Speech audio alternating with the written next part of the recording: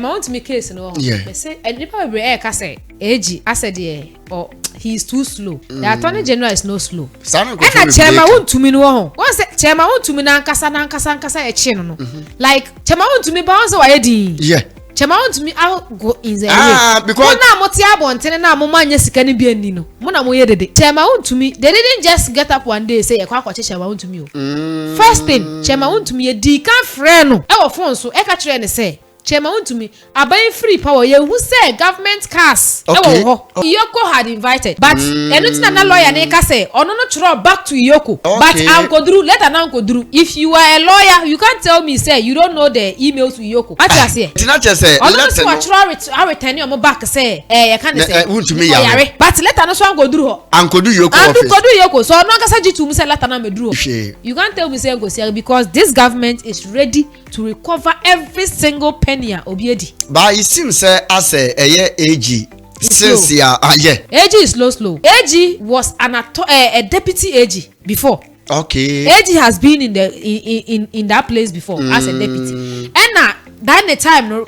mama time on buy almost started chichi omo gidigidi no and kosi aga o. So AG ka kire ye say e ma ye nya ye ho say asem na enko ba bia ono no pese offer client A na asem no. Na ye say or pay evidence. Say evidence you all pay it is strong. Say that be ya be ya okwana bra enu nti na ofa edubu ahe ja no. MPP for at parliament they say Mahama is not talking about Galamsey. Meanwhile Galamsey mo na ma say nsuo. Mahama in 2016 started say time na Galamsey ban e peak no. Mahama started say he was deporting Chinese who were involved in Galamsey or deported 500,000 Chinese who were involved in Galamsey. Our Ghana. He me so imported or deported. He deported 500,000 Chinese. It has caused a lot of harm. It has caused a lot of harm to the human body, to the animals, their aquatic life. Yes. And kwanani bi wo bo say villages ko be wo mo be wie na so. Eni ho. E be ka so e bo so ma na chemicals na e de mining. Okay.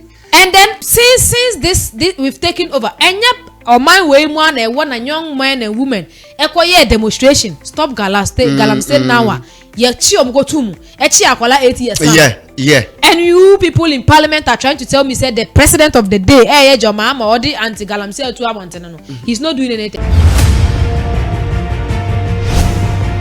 I was on about the back black media. I was young Chairman Tribuasi akon Wontumi na ene ne ho aba asempa ni na ne se na nsantam bosome be mienu ekwa ne miensa so yedie na ebeto dwa se Chairman Wontumi yokufo koche no na papa yi ekokoda mu ene abusia na papa yi adane Daniel ya sebi oda jata amnam Chairman Wontumi didi ya wasimi didi da Chairman Wontumi days ya okodi ne wono be 5 to 7 working days ya Chairman Tribuasi akon Wontumi ekodi ne wo yoko office no papa ye bono was wondidi da na no ene e man bill ewie ye obekasa bebre yenim sa asem na kwakoda ba na na nsan ya Attorney General so ababonten nsem bia ba betu dwa se afi na Chairman Wontumi ekesi no omade niemagu na akwem mo hwehwehwehwem awie a omode ne kwakogina court na abusia ye wo vibrant lady ewa ha sei ye be kɔ ne nkyɛn na yakobusa ne mu because eba se yantuja emfa MPP ne NDC wodi a awurai onimu pa ya me pese wo ka me ho na ye kɔ ne nkyɛn na mametwa me ho mla ye ba ye be kɔ vibrant lady honum na ye na kɔ akokasa. The police CID have also completed a docket on the Akonta mining case and submitted same to my office. We have prepared charges and sent them back to the police CID for the suspects to be formally charged before their arraignment in court in the coming days. Ladies and gentlemen of the media, my fellow countrymen and women, in conclusion, I wish to remind you of the fact that when I announced the Kobina Idubohin investigation, I was blunt in stating the fact that I am open to engaging in plea bargaining with those who have been investigated and found to have looted or stolen state resources. I minced no words about my intentions and will therefore not shut the door to any accused person willing to enter into negotiations with my office for purposes of reaching a plea agreement. My approach is in consonance with the central plank of the oral, which is to recover the loot, which is to recover all the loot. But of course, you use all advisedly, because as I pointed out clearly it is not in all cases that it is possible to recover all the loot. So you recover some, realistically possible. Of course, recovering the loot and jailing looters are not mutually exclusive. And I believe that is what citizens are pushing for. In other words, both can take place, and that will be full-fledged accountability. But anyone familiar with the plea negotiations would agree that it is rare to go into the negotiation room and come out without giving up something in order to clinch a deal. Our plea bargain statute captures that succinctly, as it contemplates that the Attorney General may even go to the extent of dropping charges in exchange for restitution. Also, under the Cost Act 1993, Act 459, an accused may plead guilty to a charge or charges and pay restitution where the offense involves harm to the property of the Republic, including financial resources. In that case, the accused is to be handed a non-custodial sentence. As the Attorney General, I will not oppose the use of Section 35 of the Cost Act to achieve the purposes of oral. Now, Section 35 is mandatory. Once the accused approaches the judge, and pleads guilty to the charge, the judge is mandated, the judge could reject the restitution or reject the offer of the accused person. Every time that's so what Jimre na me coming away na you're more vibrant. Vibrant. You're more cover. Sit in a picket. Is that a child? No, sit in a picket. I am busy for China. The whole Ghana. Wow, which there is no way before. And I said, you know that we always all characters MPP. We are before. That's how it be. Pedro Mama, some that's all before. We are before. Natamana, a good father to Sonana NDC for number $1. No, almost 20 cities. Until we cast away the application. Wow, you're more cover. What I want to do. Yamado Mommy, where you didn't go pass you on your palm.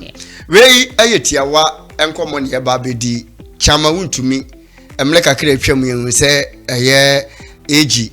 A man watching no kurama at the end of the day you could for your chicken cartoons and sembly. Yen some nakwa da ba idwada ye etwam ya Attorney General ban abonten edin sembia ba betuja efa eye ne chi omoche no ne eye nsase a omususu se chama Wontumi dia konta mining asen sansase no eno omode ne kwa akogina seniye ne sa asam ne bona omode ne betum eno wo ka san awosanse we hu Chema Wontumi na wo kasa no ye se na chema Wontumi so onidi o so onidi ma so onidi we one na babonte one be ka ben wa bonte na ya na pia kubi e ka so ono ne didi ba bonte so mo so onidi na so mo miori na chese MPP ni ntro na no mo de wile nya sa we kasa na we akase na obi a we didi anko wo pie unse tam ye ne kotum no so no ya na ye nka na camera na de ntia na wona nte sa na ye nka na camera sa behind the scene behind the scene chema Wontumi wo se ntia na wona nte sa ba sa na wo ya na no so ati ne so hwan ben na ate wanya bi a wo se so na ate wanya bi ani ade bi wo de be ka kire behind the scene okay enti chema Wontumi case no me say nipa be ka say AG asede he is too slow. The Attorney General is no slow. And chema Wontumi no ho. Once chema Wontumi na nkasa e chi no. Like chema Wontumi ba once wa yedi. Yeah. Chema Wontumi I go in the because na moti abonten na mo manya sika ni bi ani no. Mo na mo ye dede. Chema Wontumi they didn't just get up one day say e kwa kwache chema Wontumi o. First thing chema Wontumi ye di kan frɛ no. E wo phone so e ka kire ne say chema Wontumi aban free power ye who say government cars. Okay. So already now you chema Wontumi akase o. Iyoko don't just get up to come and arrest somebody. Na ye di kan abo wa also mo di kan inform me. So they pre-inform chema Wontumi. Okay. It's even Crampo chema Wontumi I think say the Ashanti Regional Communication for NDC. Okay. No idea Abbas. Your friend the phone so dana na wo sunu. And oka say no. Chema Wontumi e ka kire ne say ye friend bisa no so there was some cars I think say na 14 no say. Adana no so no ye Ghana for mo sorry you. Na say no ye Ghana for there sorry o ye sorry. Enti ye di kan ko yi cars ni free and then they wanted Chema Wontumi to come to. Ye invited the so come ye in India say ye bisa no because so far as it is there have to be investigation. Okay. So Chema Wontumi declined. secondly ansa na the lawyer cry ka kire say omo friend no ono no chro back. That is and the appear could be Not and the, I think say one of them. Okay. Eka say omo friend no and the appear could be so ono obemu in the latter part. Okay. Oka say omo friend no omo invite Chema Wontumi ono no chro letter eka omo so ne client no oyare. On your home fa no. But I don't know baby ono no chro letter no ko fire. By some maybe no sir na beginning no na ye CID headquarters. Yes. And I invite Chema Wontumi. Yes. Enti we letter no. Iyoko had invited. But anything na lawyer na ka say ono no chro back to Iyoko. Okay. But Uncle Drew, letter na Uncle Drew. If you are a lawyer, you can't tell me say you don't know the email to Iyoko. What you say? Eti na che say letter no. I return you back say you can't say Wontumi ya. But letter no so Uncle Drew. Uncle Drew Iyoko office. Uncle Drew Iyoko so no kasa jitu mu say letter na me Drew. Lawyer ne ya. Yes, onim ono kasa jitu when case near Sanagan for Casa Bebreno. When they were asking, or no Casa G2 Musa letter now go draw. I know no sound. And they send on one answer. Okay. Email or Choco to there's a Nebusia for email there. And on answer. Inti, you didn't go to, you didn't call him. And you see, Ghanaians feel so, oh, Chema Wontumi, you can't tell me say go because this government is ready to recover every single penny obiedi. But it seems as a year AG since yeah. AG is slow. AG was a deputy AG before. Okay. AG has been in the in that place before as a deputy. And now that the time no, mama time on buy almost started chichi omo gidi no. And kwesi aga. So AG catch her say, "E ma ye nye ye ho say asem na enko ba bia. Ono no person offer client A. Na asem no. Na say or pay evidence. Say evidence you all pay it is strong. Say that be ya yembe ye okwana bra enu nti na ofa edubu ahe ja no. Enti Wontumi dia no opo sika na ye beje. And na Wontumi fa akonta mine in the name of akonta mine. Look at our water bodies. Yeah. People MPP for at the parliament. They say Mahama is not talking about Galamsey. Meanwhile Galamsey mo na ma say so. Mahama in 2016 started say time na Galamsey ban a peak no. Mahama started say he was deporting Chinese who were involved in Galamsey. Or deporting 500,000 Chinese who were involved in Galamsey. Our Ghana ha. He me so imported or deported. Yeah. He deported 500,000 Chinese. Me bo so bo dia mama me. As 500,000 Chinese you know. Na omo country be mu. They were here. Mama, on say ye deport na bi so ba. Na deport na bi ba. 500,000. And on be kan ho Ghana. They were coming when he was deporting, others were coming. Mahama, you can go and check in the archives. This is what I like about NDC. From Rawlings to Mahama, you can get their archives. But go to Kufuor, you will get most of Kufuor's archives. No. So much that we free because by then not can they say nimdiene shada ni hosa. So much that you share Kufuor archives you won't get even 10% of Kufuor's government on internet. But me so you can go and search the number of Chinese men. 500,000 Chinese deported. Yes, Mahama deported them because now Osusu say omona be share Galamsey ni kene. We say ye no. We are supporting them because one ton was us here. In but which year? 2016 when before Mahama left power. Oh, okay. So when Mahama left power, Omoba was something they were supposed to continue. Come to us who the Chinese what I say? But Omo put here stop and then they brought something called community mining. Yeah. Kufuor catch there say Galamsey na was say ye fano in a mining way. Na ya there. And even John Mahama was telling them say he had to teach people who are into mining. I was say chira ma they said be your mining on say okay. Kufuor ban so community mining so every Ghanaian knew say oh Kufuor do community mining there ABI to favor the community. Yeah. And save our water bodies. Yeah. And they try yes akonta mining. You would for there. And the man.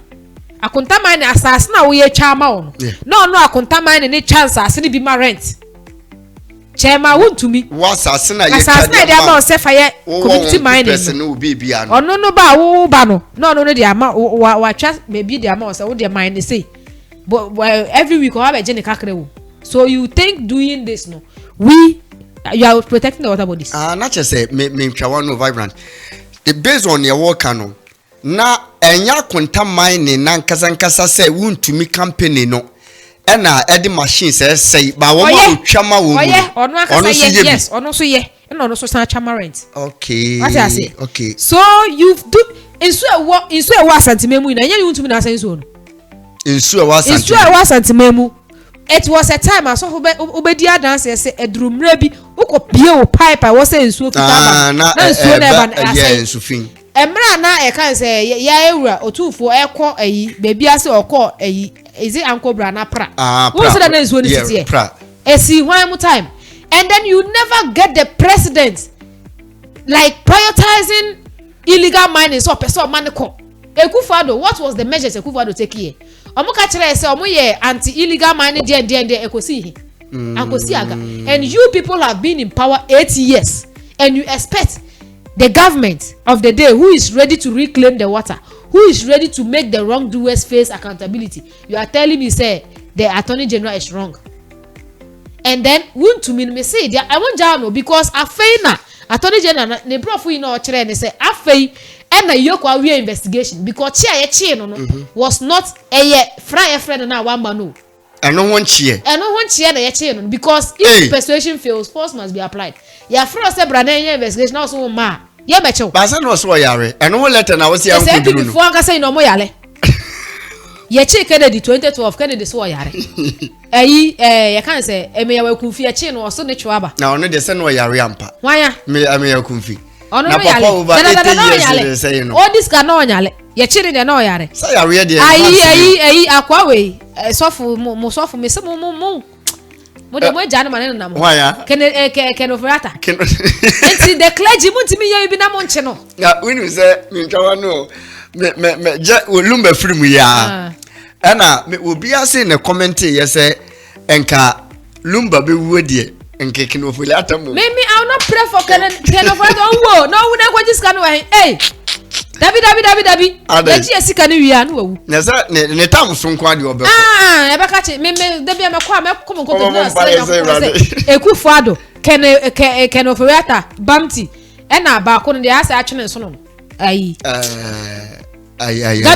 Gabi wa mo wo dabi nyanko na sa Gabi de ne aye de wa nya aye citizen of ayi so mo de mo nya abotre na yenji esika ase enti Wontumi de afa na eji ni iyoko awie aye de ne ko gina court na ye di na asem ensuo na wo say ye no eye de na cars government cars si ufie Masrock unsensem bi yes e no so ansa na wakoji sika bi se wakwakoye kwan bi yeah koko family na yi so na asem ne de doso and na even crop the international bodies are interested because I say boys bi we are cars landing cars beton ono kra ne ye oye lucky ne ye be chi no ka international bodies ni be do na ka se bro it's ya kra na ya bo na international bodies na mefa no it or not there are a whole lot of cases on him to Wontumi there me timemufo na me kan asemo because Wontumi is a loud mouth person obi a wetimi atena TV so aka say the president of the day John Dramani Mahama ne made ada.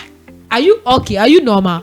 I know just say Rebecca say politicians no more the omonse mo keka na bia. What just say and you see obi at the end of the day as ensuo abo asanteman yentimi enya nso papa bia no. You are expecting the government of the day to leave him. Are they a politician? Me won hwe we bia obi enya kwanya seke ye life akobebusa. Ye ka obi ani tirimodin. We say ni krampo ni ebeka say in other way ni minim say me brofo no say lawyers no fanto asema me we no ye betima kan say criminal case ana say a cause harm. It has caused a lot of harm. Yeah. It has caused a lot of harm to the human body, to the animals, their aquatic life. Yes. And kwadani bi wo bo say villages no pebe wo mo be wie na na so. Eni hono. Ebeka say ebo so ma na chemicals na de mine. De ma ansu okay. And then since this we've taken over enya or man way mu na e wo na young men and women ekoye demonstration stop galam state now ye chi omgo tumu e chi akwala 8 years now. Yeah. And you people in parliament are trying to tell me say the president of the day Joma Odi anti galamsey to amantene no he's not doing anything. Na won susu say galamsey won sensem yi e hyase firi momo pen so Mercy free. And upon me can send me. Actually, James say, Mahama wa a confirm tea. A confirm tea. Yes. Mahama always come to meet problem. Okay. So we steady. Yeah. Mahama na. Yeah. Anytime beer or better problem. Yeah. And he solves it. Yeah. All free or now solve it. Ombra na yasana for frabeto. Yeah, because Galamsey no didn't start now. A idea it was there. But na Andrew say. And then at Mahama time it was now on its peak. After na peja no. What you say? After na peja no. And then in Tema na John Mahama was pushing measures to stop the Chinese from entering. And Nuntina said he was deporting them back. 500,000. Yes, he was Chinese. deporting them back. And after that, no crampona or if we had voted for Mahama to be in power till now, because this thing wouldn't have been here. Enti yansha obi ti say chama Wontumi. Wani agency nsem ya omode ne kwagina adaka mu. Na mototo na no ne se bona yebetimi ageli na ebeje sika bi de afiri ne hono.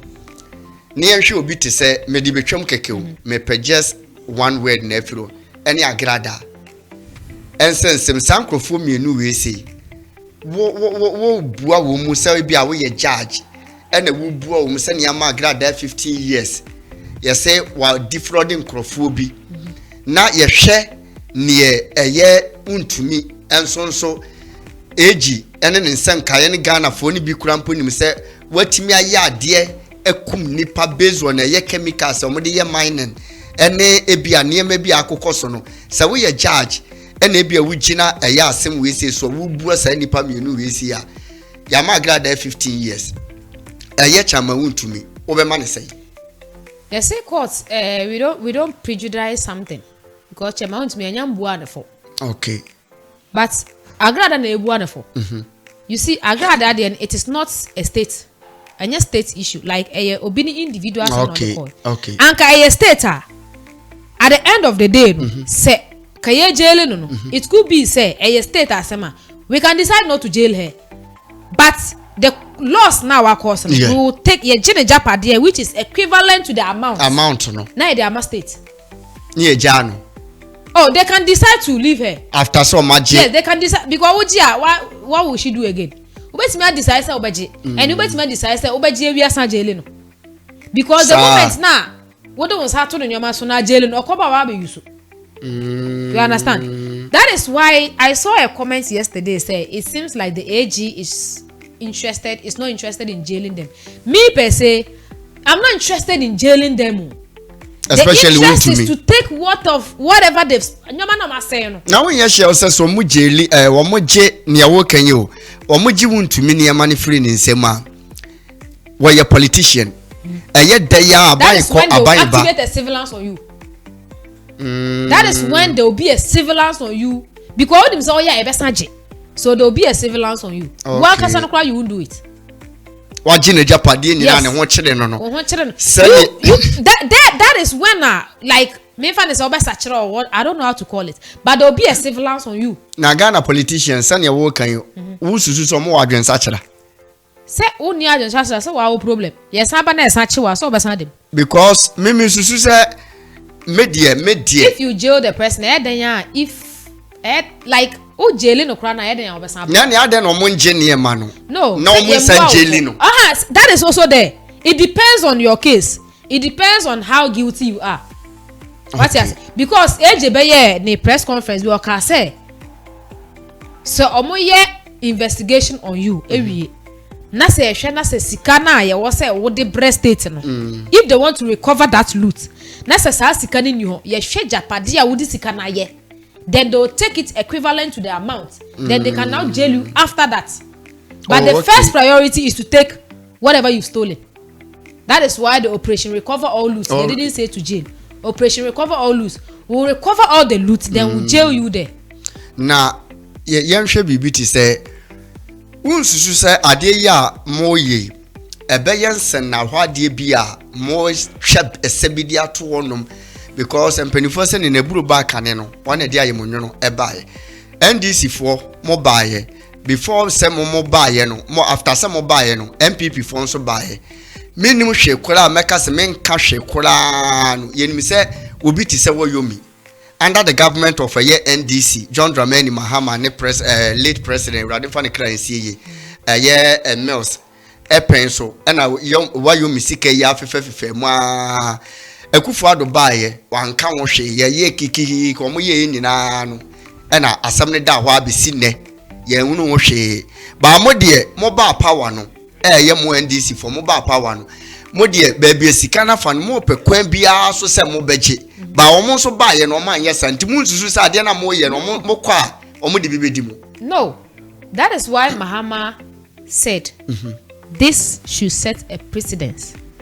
Say we are being munipa. Try to act on your way. Men disika. Because Woyomi sika no, it's a very broad topic on its own. No. Okay. Woyomi's money no. Omo de campaign because me know maybe we not ye nyansunya date na name the whereabouts of Woyomi sika. And I say ati say Woyomi akodi sika bi. So omo de campaign. $50 million. Akufo Addo na oti ho no ho. Baomia the NPP if they had wouldn't say John Mahama was the only president. Our free abemu they were prosecuting him. When you say they prosecuted John Mahama, do you right know after that? so free abemu. You know that after John Mahama left power, John Mahama was still visiting the OSP office for investigation. Do you know that? Wow. Yes, they were investigating John Mahama on Airbus scandal. Yes, see John Mahama mo akoto aircraft bi.